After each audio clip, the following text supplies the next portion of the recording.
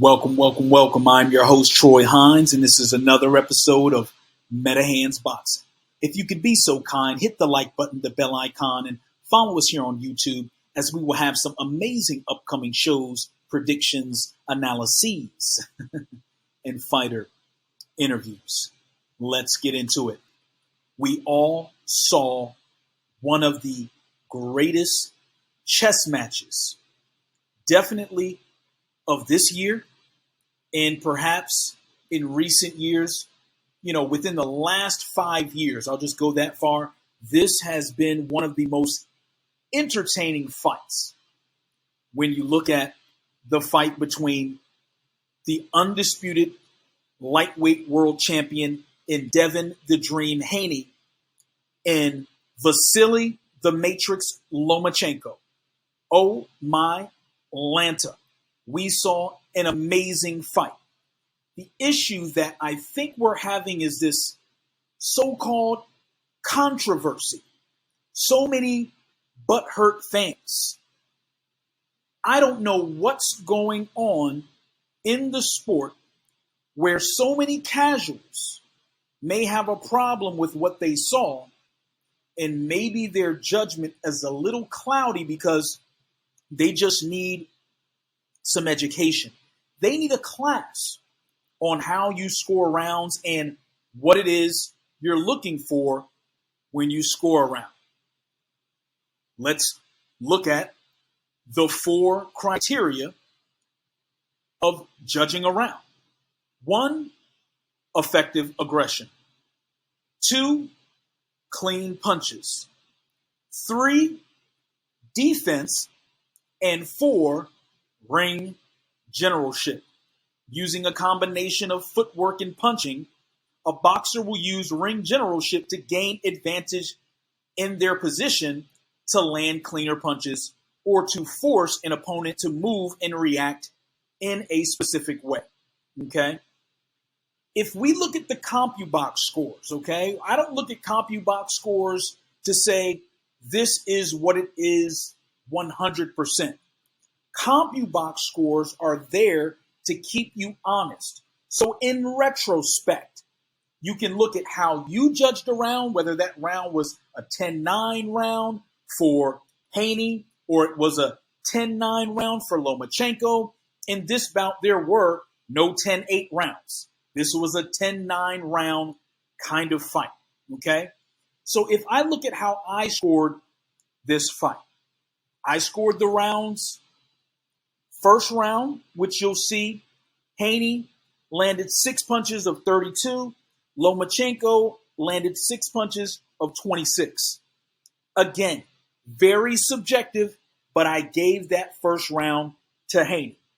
The second round, 10 landed for Haney, 9 landed for Lomachenko.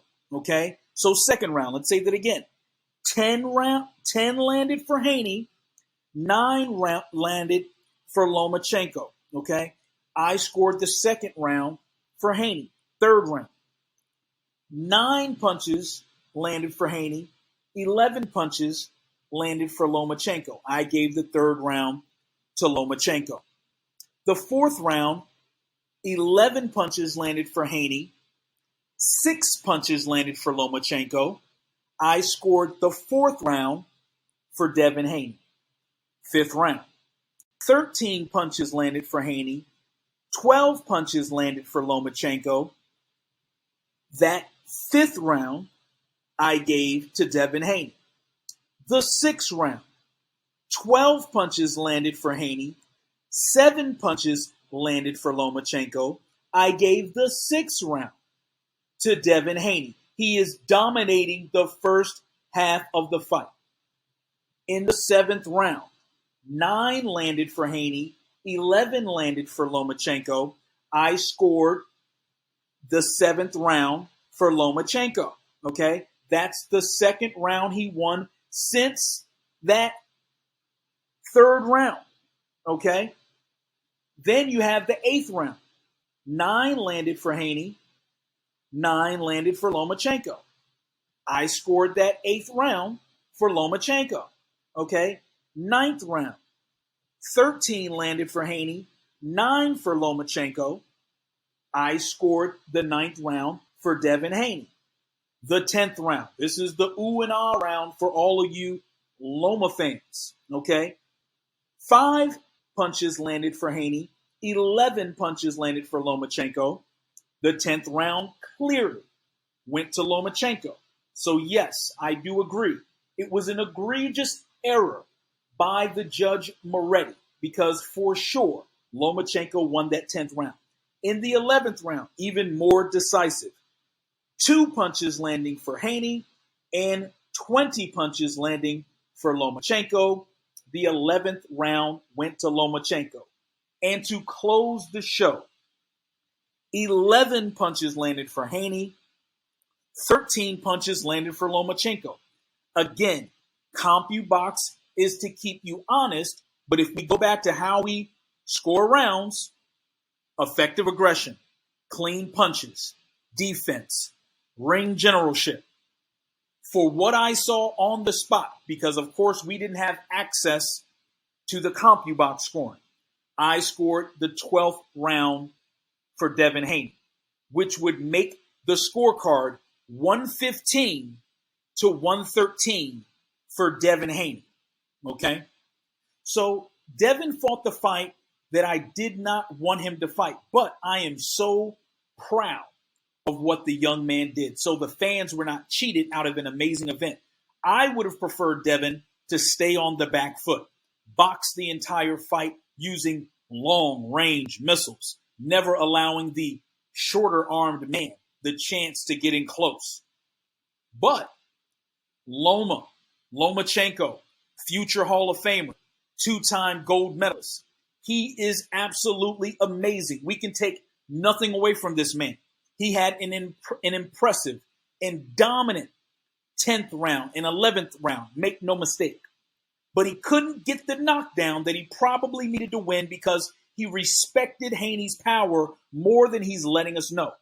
Outside of that, Loma fought great in spots, trying to win rounds with 3 and 4 and sometimes 5 punch combinations, some landing, some not, and fancy footwork that made the crowd and Timothy Bradley go wild. How well can commentators persuade public perception? That's a question we have to ask ourselves. Maybe you should watch the fight once again with the volume turned down so you're not persuaded in one direction or the other. If you listen to the fight, you heard ESPN's Timothy Bradley appearing to lean into everything that Lomachenko was doing. So much so, it felt as if Bradley had a horse in the race, as if he wanted Loma to win. Now, one could argue that behind the scenes, the fans may not hear what happens in the ESPN media meetings, that they maybe want Andre to slightly speak more about Haney and Bradley to speak more about Lomachenko. Make it interesting because it is entertainment at the end of the day. Who knows? The only people that know are those that are inside of those rooms. But the great thing that I heard Timothy Bradley admitted in his recent interview with Fight Hype, he said that it's difficult to commentate and score at the same time, but after watching the fight again, he realizes the fight could have gone either way, and that anyone talking about a robbery, anyone should stop watching boxing. They should stop watching boxing right now, ASAP, because you don't understand what you're watching, okay? We've seen some rappers come out and say they'll never watch again. Don't. Do what you do best. Let boxers and real boxing fans, not the casuals, do what they do best and watch and enjoy the entertainment of a high-level chess match. Ultimately, Bradley said he would have preferred a draw so that they could run back this high-level bout. Now, Haney, he has become the villain, and it just might be the most profitable decision that he's ever made, similar to the transformation of Pretty Boy Floyd into Money May. Vulnerability makes fighters more confident, and it might allow for some of those fights we'd love to see take place sooner. But keeping it a buck, Haney's resume is the best in the lightweight division. Linares, JoJo, Lomachenko, while comparing the field who recently fought Rolly Romero, Ryan Garcia, and Yoshina. Now, I'm not picking who I think will be at the top of the heap when it's all said and done. I'm just stating the facts as they are right now. And the fact is Devin Haney, the dream, is the undisputed lightweight champion of the world with all of the belts and a legitimate victory over a first ballot Hall of Famer in Vasyl the Matrix Lomachenko. Congratulations to the kid. Keep watching. I'll do what I do best, and that's as your favorite handicap.